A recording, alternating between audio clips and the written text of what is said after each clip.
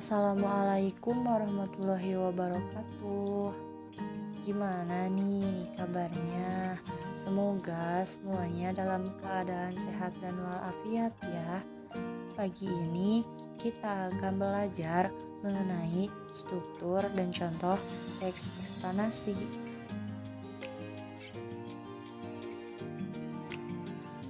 Nah, struktur teks eksplanasi itu terbagi menjadi 3. Yang pertama ada identifikasi fenomena, yang kedua ada proses kejadian, dan yang ketiga ada interpretasi atau ulasan.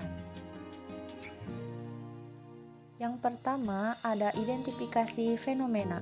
Di bagian pernyataan umum ini, sebuah teks eksplanasi menjelaskan tentang gambaran umum fenomena atau peristiwa alam yang akan dibahas. Poinnya bisa mengangkat tentang proses bagaimana fenomena atau peristiwa alam tersebut bisa terjadi. Yang kedua, ada proses kejadian. Pada bagian ini dijelaskan tentang penyebab dan akibat yang ditimbulkan dari fenomena yang terjadi. Rincian yang berpola dari pertanyaan bagaimana akan menghasilkan uraian yang tersusun secara kronologis maupun gradual.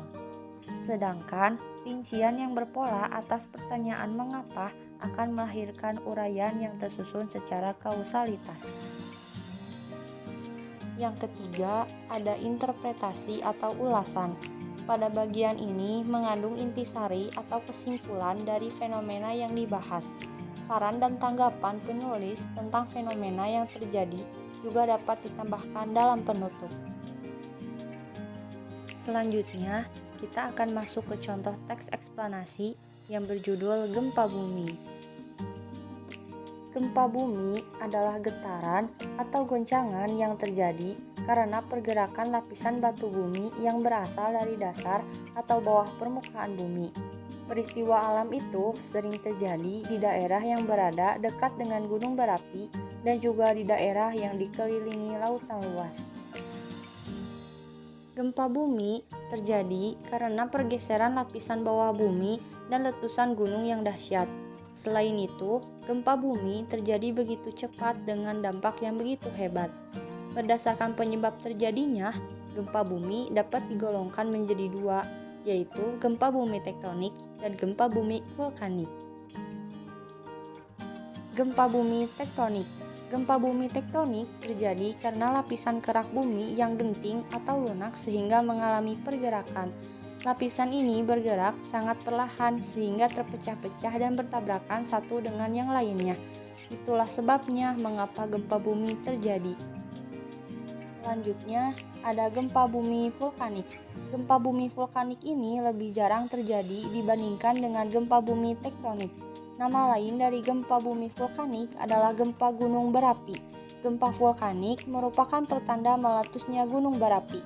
Kekuatan gempa vulkanik ditentukan oleh besarnya pergerakan magma maupun letusan gunung berapi.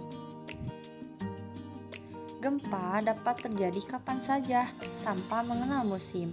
Meskipun demikian, konsentrasi gempa cenderung terjadi di tempat-tempat tertentu saja, seperti pada batas Plat Pasifik. Tempat ini dikenal dengan lingkaran api karena banyaknya gunung berapi. Jadi, sebuah teks dapat dikatakan termasuk jenis teks eksplanasi jika isi teks tersebut berisi tentang proses mengapa dan bagaimana kejadian-kejadian alam, sosial, ilmu pengetahuan, atau budaya itu terjadi.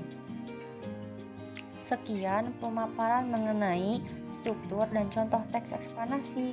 Semoga bermanfaat. Wassalamualaikum warahmatullahi wabarakatuh.